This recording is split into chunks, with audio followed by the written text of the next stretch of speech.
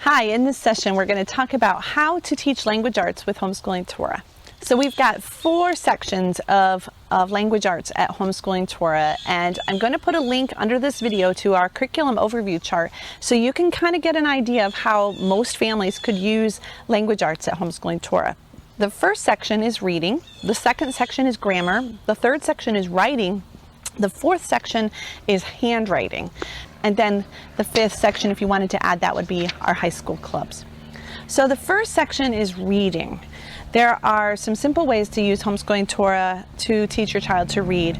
If it were me, and I had a child who was learning to read, whether this was a kindergarten student or a first grader or second grader, or sometimes a third grader who really needs to get down their reading skills, I would spend about 30 minutes a day reading the Bible with and to my children. So a lot of that's going to happen in Bible time in the morning, so you don't have to schedule a separate time for this.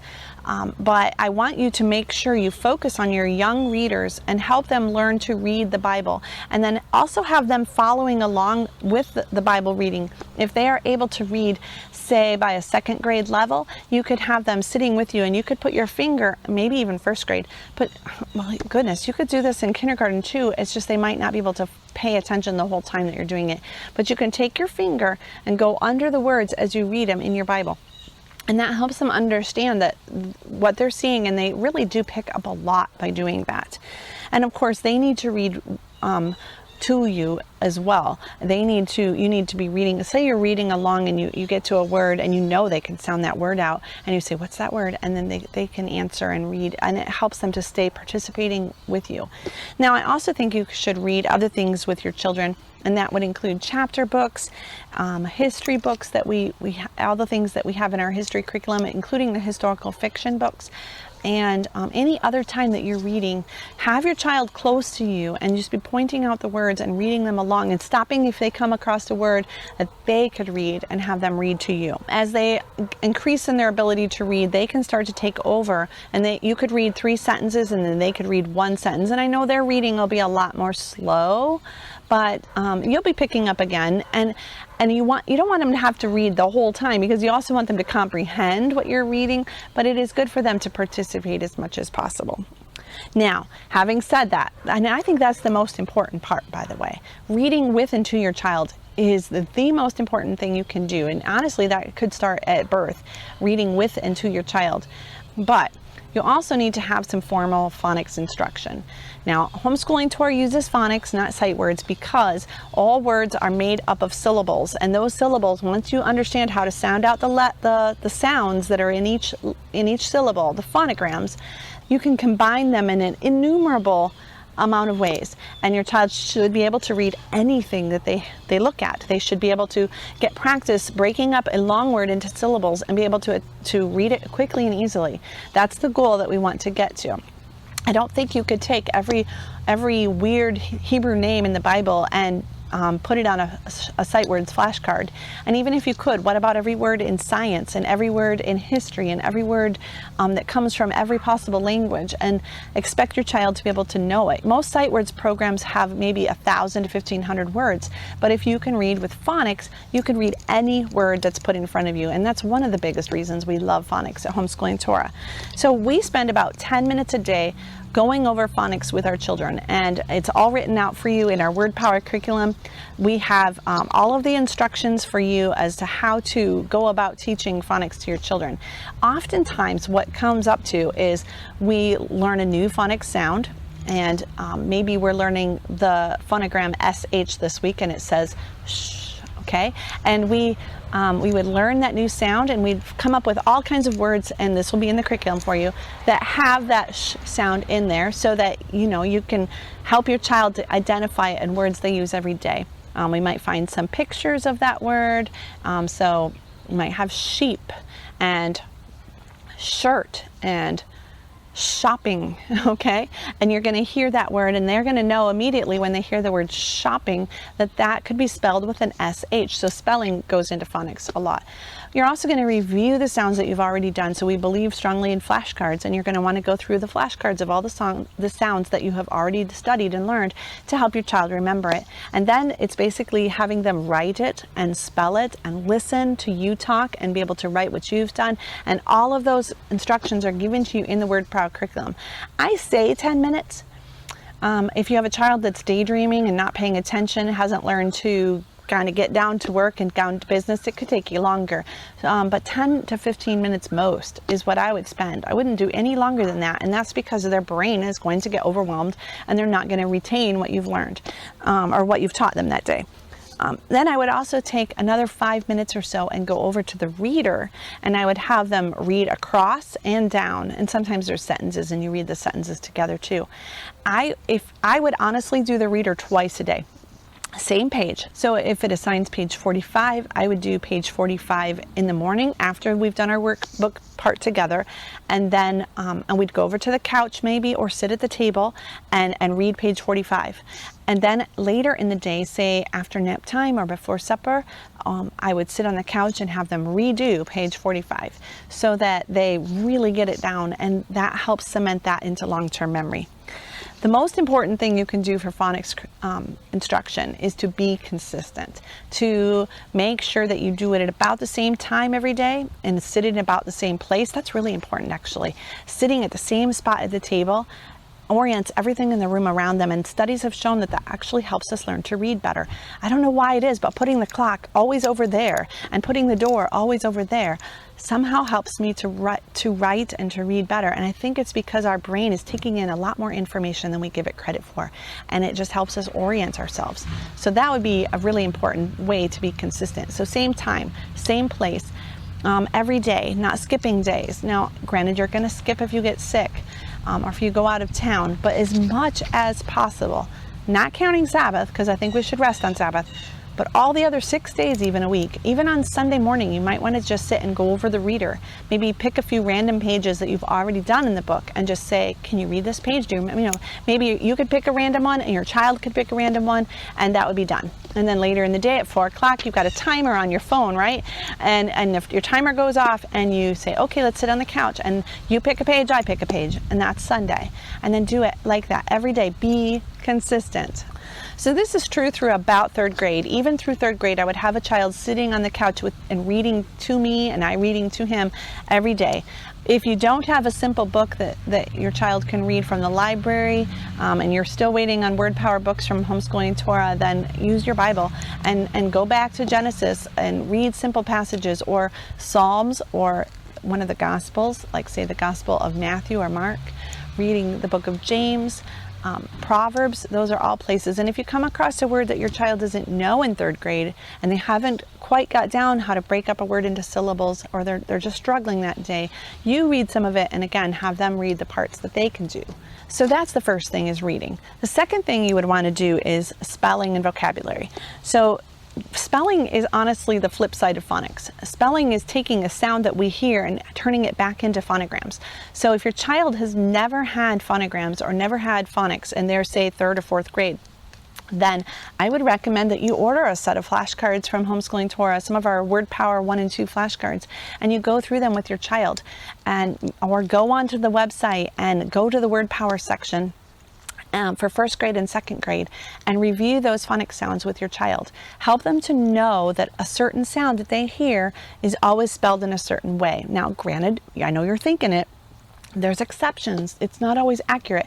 Yes, but there are actually more rules than you might know. For instance, an I is usually used inside a word and a Y at the end. There are rules about when a C makes a K sound and when it makes a S sound.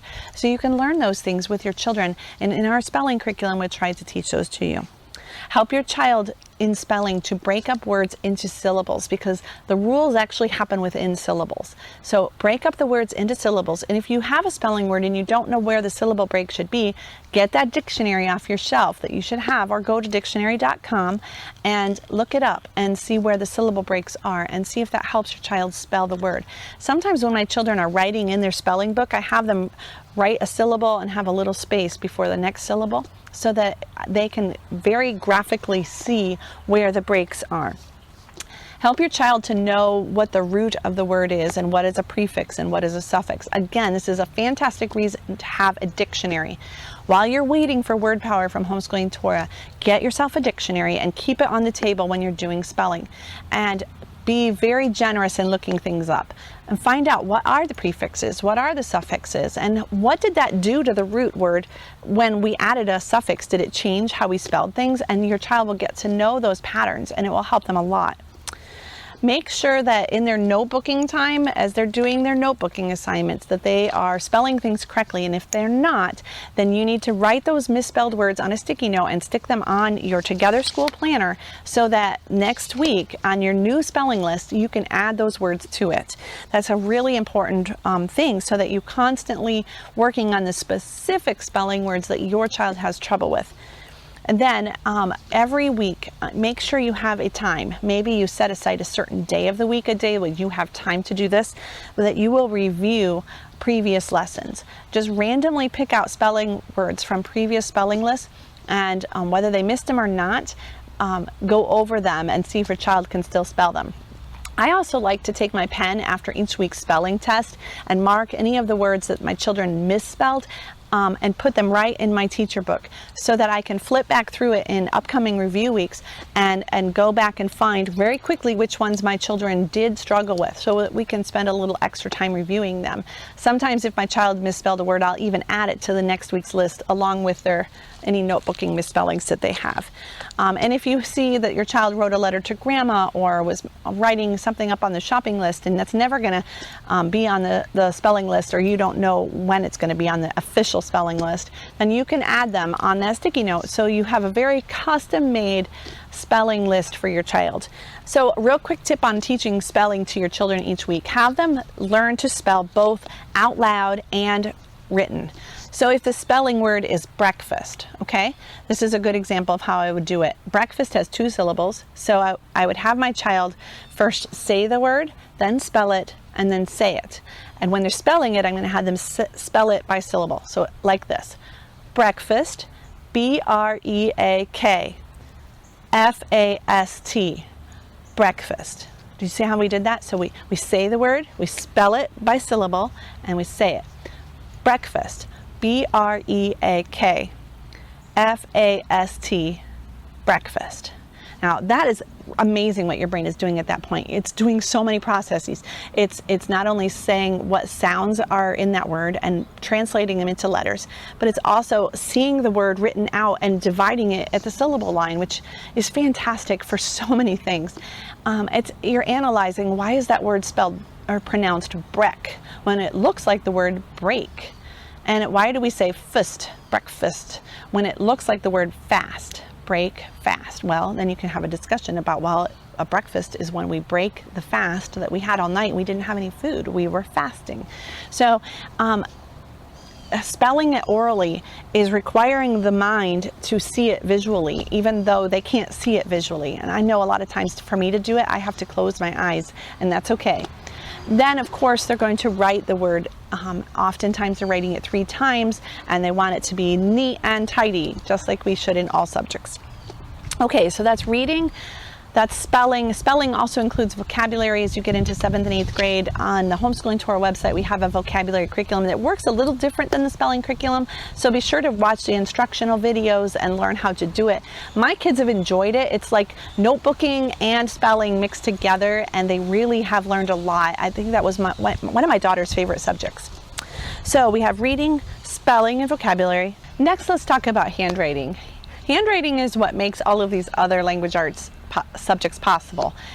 we have to be able to not only read, but we have to be able to reproduce that writing ourselves. And so handwriting begins at a very young age.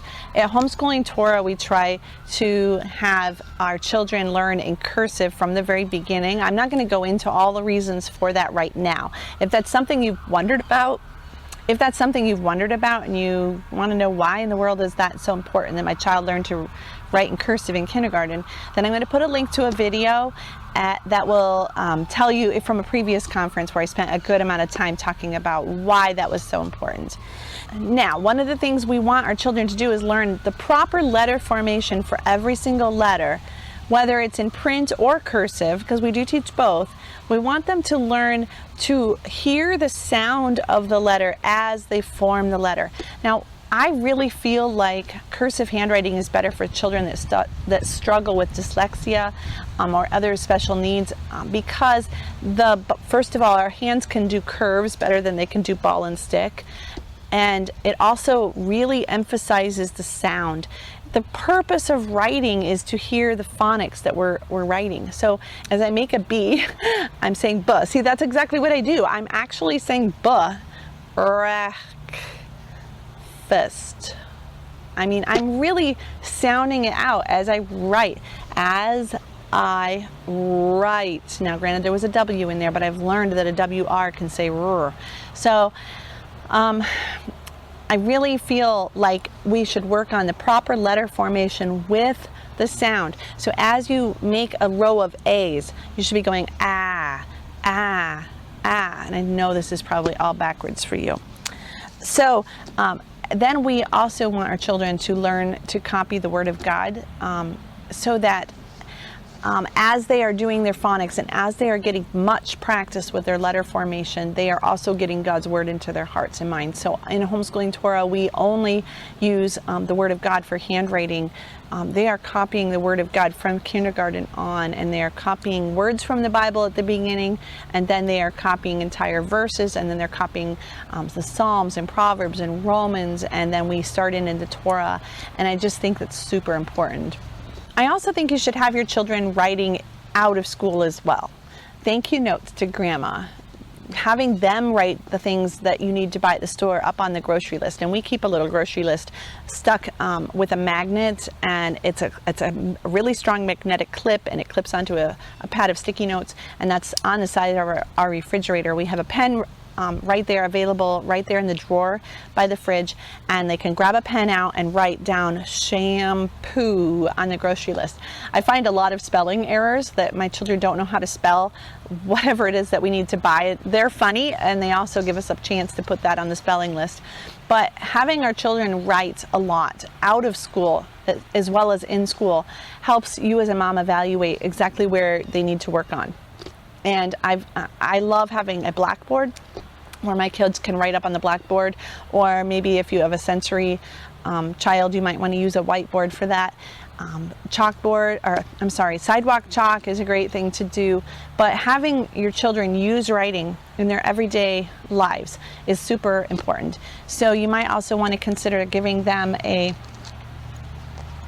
book that you can just an empty composition book that they can take to Sabbath with them, and whenever one of the elders is teaching and they say a word, maybe they're going to put a tally mark as they hear that word, and then maybe you're going to have them write the word every time they hear it. So every time maybe they hear the word keep, as you're reading from Deuteronomy, they have to write the word keep and see how many keeps you have by the end of the day, from the Torah portion. So it could be lots of things like that. I think one of the most important things for handwriting that we're going to work on with your child is to learn to be neat and tidy, to stay on the line, and to keep all of the size and shapes of their letters uniform. And so every week in our copywork curriculum, whether you're in kindergarten or 12th grade, we have reminders on how to form certain letters and things to watch for. And yes, they're going to see those every single year, over and over and over again, and they should be paying attention. So if you're all in copywork on week 6, then you're all going to be studying the same letter, whether in kindergarten or 12th grade. And so you can, as a family, have a short little discussion about handwriting that week and talk up on the chalkboard about how to make that letter. And then everybody be paying attention to each other, not in a mean way, but in a nice, encouraging way. And then also have, if your children, especially if they're using pen because they're a little older, make sure that you have one of these handy for their writing as they work, that they are going to be neat and tidy and fix any mistakes that they have. I want to real quick talk about writing for math. We'll talk about this more later, but we want to make sure that we are neat and tidy in math as well. So maybe take some time to teach your children how to make their numbers and be sure that they're being formed correctly and that they are also neat and tidy. So let's talk a little bit about grammar. I know most grammar curriculum start by teaching the 8 parts of speech, and that's how I learned as well. Having said that, I switched schools one time, and our new school didn't start that way. They did it by starting the prepositions and then eliminating all prepositional phrases from a sentence and then doing something called sentence patterns, because it was found that every sentence follows one of just 5 to 7 sentence patterns, and that it was much easier to identify the parts of speech when those pesky prepositional phrases were out of there.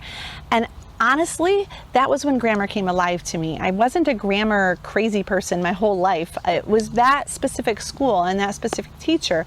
I was like, oh, it makes sense. Now I know why this verb is this way. And now I understand why this is an adverb sometimes and a preposition other times. I was so confused before that. And so that's the style of grammar that we use at Homeschooling Torah. We start with everyone memorizing their prepositions and learning to eliminate prepositional phrases. We have some fun songs and ways to do that. And then we have everyone learning the 5 main sentence patterns, and then as you progress through it, you're going to learn the 2 extras that are sometimes used. We learn about modifiers, which are adjectives and adverbs, and how they're so easy to find when you know the sentence pattern. And we also learn about clauses, both subordinate and independent subordinate clauses, and we learn about subordinate clauses, we learn about independent and dependent clauses, and it helps us to identify why words are used the way they are. And this is where we can understand punctuation and commas. It's not so confusing as people often think it is if we just don't understand why they're being used. We also diagram, and diagramming is helpful for those visual learners. It helps us to see patterns and how sentences are constructed, which will help us when we get to writing. And it just helps us to use logic, and I think logic is a really important school skill. And I think algebra and grammar are the 2 places that we use the most logic, besides in Bible class with theology. But I think having good grammar and understanding the logic there in a diagram helps us in theology, helps us make wise and discerning decisions about what the Bible is actually saying. It also helps us as we learn other languages, because other languages have sentence patterns and you can diagram them as well. And so this really bleeds out into a lot of different areas. We definitely do learn punctuation and mechanics, and we also learn to analyze our own writing. So in Homeschooling Torah, we have 3 basic grammar curricula. One of them is called grammar, and we recommend this from about 5th grade up. Now, 5th graders are not always able to handle the difficult grammar that's at the end of the book. So we often recommend that for the younger students, and I mean by 5th, 6th, maybe 7th grade, that they only do the first 90 lessons, the first half of the grammar curriculum, and then you put it away. And then when you repeat it later, you're going to do the entire 180 days. Now, if your child's understanding it, don't say, this is too hard for you, you can't do it. Let them go. But, and if you want to do grammar for maybe a younger student than 5th grade, I don't expect that they'll be able to do the whole book. It's too hard. But if they can, let them do it. Now, we also have a grammar review curriculum, which is pretty difficult, so you might want to save that until they've had grammar.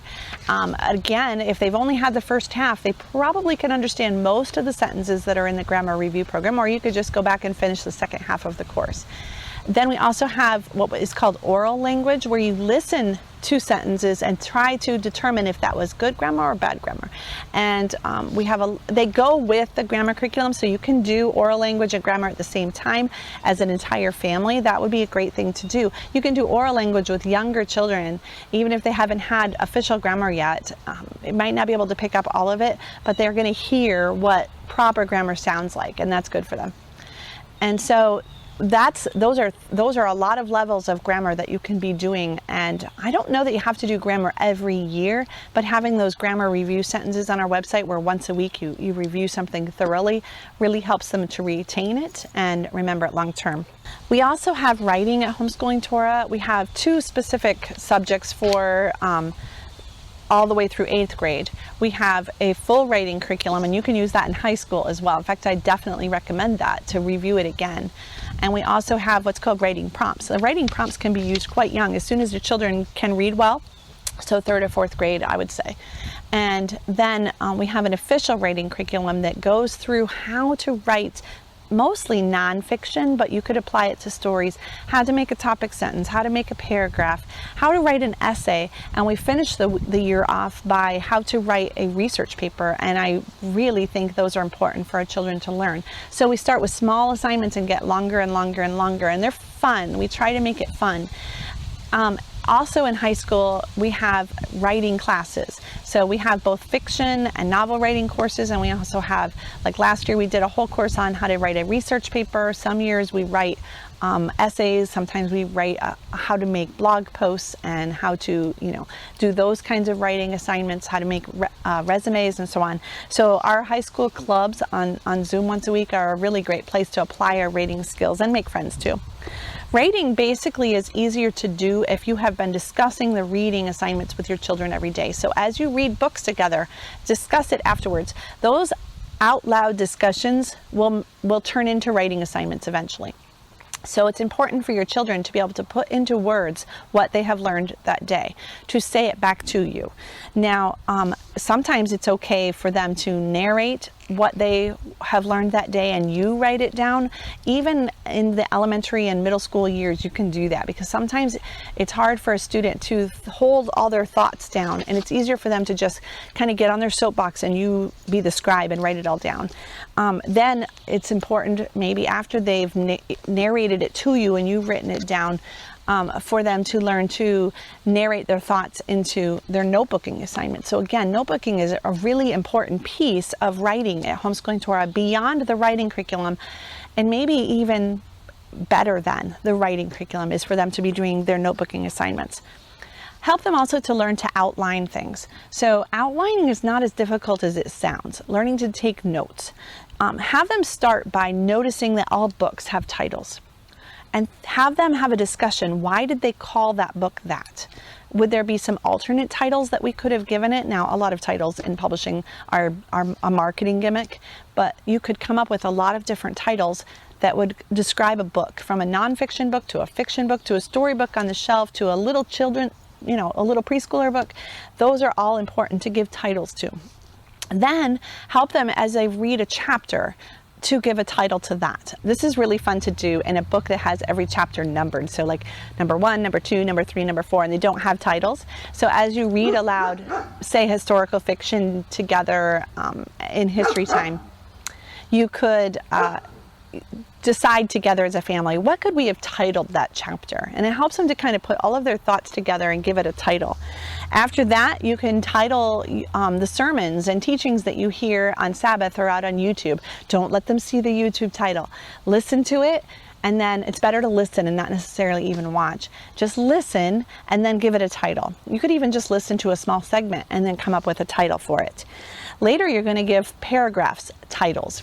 Now, actually, that's called a topic sentence. But as you read a paragraph, have everyone come up with a title for that. And what you're doing is you're condensing down the main idea into just a few words. And that is the essence of taking notes or outlining. Putting a huge thought into just a few words. Sometimes it can be done on notebook paper, where every single paragraph has its own line, and as you're going down, you're writing the thought for it on a line, and then you might want to take several of those thoughts and condense them and say, okay, all of those 3 thoughts, could we give a title to just that section? And if we look at all of the thoughts we've written on this page, can we come up with 3 sections? And so you're starting to combine all of your thoughts together and give them all one heading. And this is the basis of outlining. Now, you don't have to do it neat and tidy on lines like that. You could do what they call a mind map, where you put them in groups and then draw lines here and there to, circle these groups over here and draw a line over here. And sometimes a mind map is easier. That's still outlining, that's still taking notes. So then when you've been able to do all of those things, you want to start having your children listen to a YouTube teaching or something, whether it's a Sabbath or Torah observant teaching, or it's a YouTube about World War II and all of a certain battle, then you can have them listen to it and start to take notes. When they hear a section that was all about one topic, have them really quick jot just a couple words, not something long. This is putting it down into just as few words as possible. And this is definitely a discipline and something that takes time. But as they get used to listening, they can combine all of those thoughts on a piece of paper, and that's taking notes. They can also take a book and see a paragraph and read the whole paragraph and come up with just one topic for that paragraph and write it down.